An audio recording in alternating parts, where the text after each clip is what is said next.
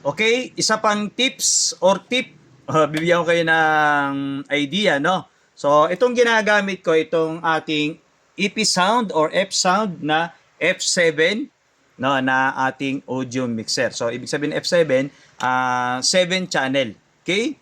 Okay, 1, 2, 3, 4, 5, 6, 7. So, nakamono yung isa, no? So, ganito yan, ano? Sa mga baguhan or yung mga meron na ng ganito at laging napi-feedbackan ng mic o may feedback ang mic ninyo, no? Kapag baligtad sa camera, camera lang po ito kasi naka-mirror ako eh, no? Kaya ako nakikita ninyo baligtad ang sulat, no? Siyempre Bluetooth, USB na rin.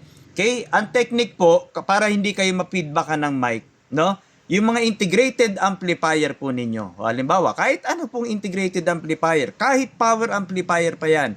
So, mag-umpisa muna kayo sa 12 o'clock. Ano ba yung 12 o'clock, Johnny Luha, na sinasabi mong master volume ng aming amplifier? Okay, yung master volume po ninyo ng amplifier, kaya ako sinabing 12 o'clock, kumbaga sa relo, yung relo natin, yung manual, yung analog na watch o relo natin, di ba? Yung dalawang kamay nyo nasa gitna, alas 12. So, pihitin ninyo yung amplifier ninyo hanggang dun sa alas 12. Imagine ninyo, relo, kunwari, relo yan. O imagine ninyo, 12 o'clock. No? Sa mga digital naman, 50% or 50, 50-50, 100 yan eh. So, 50, yun ang technique doon sa mga digital. Kagaya ng ACE 2005 yan, digital yan eh. So, 50% or yun nga. Tapos, yung volume ng bass ng inyong mga amplifier, 12 o'clock lang din or 0 dB. Sa gitna lang din, okay? Mid-high or may makikita kayo mid. Sa mga amplifier ninyo, may mga mid, meron ding high, yung tweeter. Nasa gitna lang din. Huwag sobra, huwag malakas, nasa gitna lang din. Okay? So, imagine ninyo yung sinasabi ko kahit hindi ko ina-actual. At syempre, yung tutorial na ginagawa ko, magkakaroon din tayo ng actual niyan, no? Ito yung tinatawag natin na theory or verbal muna na pagtuturo, no? Abangan lang na lang ninyo yung ating gagawin ulit. Ulit kasi nga, dami ko naman ang ginawang tutorial dyan eh. Daldal ka ng daldal, Johnny Luha. Sabi nung iba na naman, daldal mo, Johnny Luha. Hindi pwedeng isang segundo lang, tapos na tayo. Kailangan mahaba para naiintindihan po ninyo. No? So, okay. Kapag nasa 12 o'clock na yung inyong volume ng amplifier, pati bass, mid, at high, okay, nakakonect na to. Yung output nito, nakakonect na sa input selector na napili po ninyo sa inyong mga amplifier. Okay?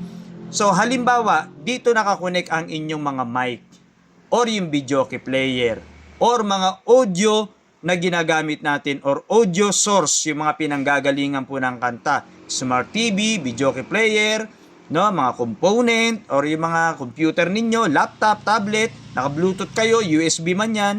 Okay? So, standard volume, 0 dB, 0 unity, or standard volume na lang. Kung anong preferred ninyong itawag, no? Tapos, bibigyan ko kayo ng halimbawa, ito po yung mic. Or ito yung videoke player. Or ito, halimbawa, dito na lang tayo sa single channel. Okay? So, yung pinakang gain. Okay? Or sabihin na natin na sensitivity of sound na ayaw nilang pumayag na gain, na hindi raw to gain, hindi raw to volume. Bahala kayo kung ano yung preferred ninyo, kung ano yung mas nakikilala ninyo siya. Okay? So, dapat ton naka-off muna. Wala munang volume. Yung pinakang bass, gitna. Yung pinakang treble, gitna. Yung pinakang mid, gitna. Yung blue, yung auxiliary, pwede naman sa gitna kasi wala pa naman purpose yan eh. Saka ko ituturo sa inyo kung ano yung purpose ng auxiliary, no? Then, or yung pan. Yung PAN na nakikita nyo, iba-iba kasi tayo ng audio mixer, no? May mga PAN niya, nasa gitna lang. Yung effects, pwedeng alauna. Depende po sa kagustuhan ninyo. Kasi kung halimbawa nga, mic ang nakalagay dito, no? So, yung effects nandito.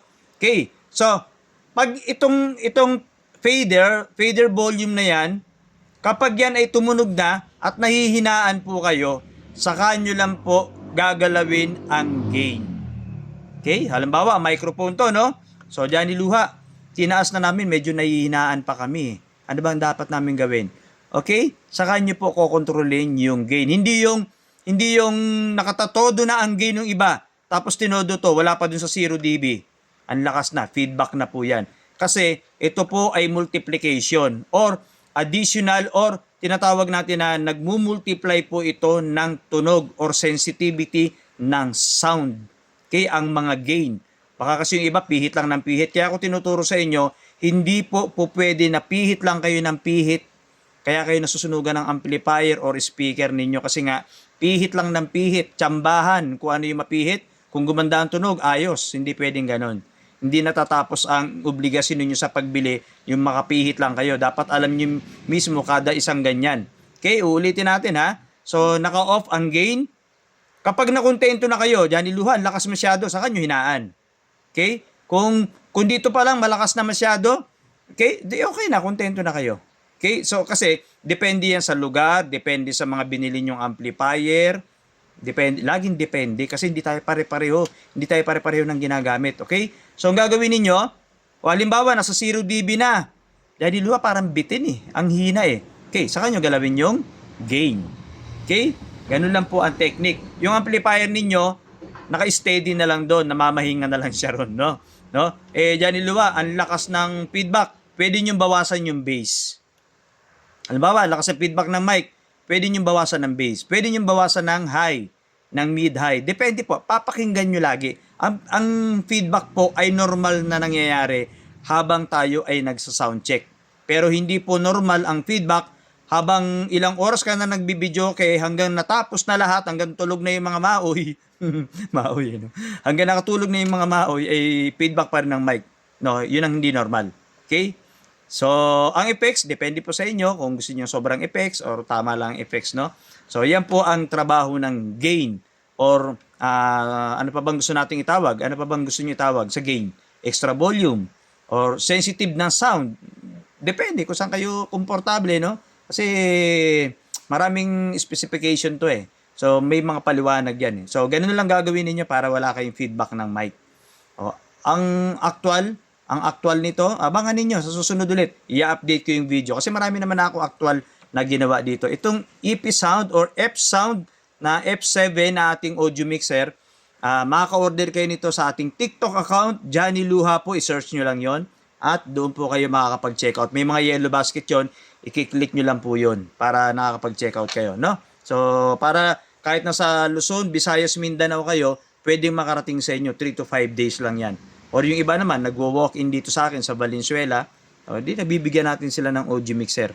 'Di ba, no? Na hindi typical na binigyan lang. So, syempre bibili niyo rin kasi binibili ko rin 'to eh. Okay? So, abangan niyo iba pa nating tutorial. Sana po natututo kayo. Kapag alam niyo mali yung tinuturo ko, wag niyo pong i-accept, no? Kung alam niyo tama, i-accept ninyo. Okay, ganun lang po kasimple 'yon. Kung alam niyo nakukulangan pa kayo sa sound, dahan-dahan kayo mag-sound check, dahan-dahan ninyong i-volume hanggang nakukontento po kayo. At ang dami ko na pong ginawang tutorial na pwede nyong balik-balikan sa ating profile. Okay? So sa mga gusto mag-check out ng ating ganito, na kung sa TikTok ko to nakapost, pwede kayo mag-check out sa Yellow Basket. Johnny Luha po ito.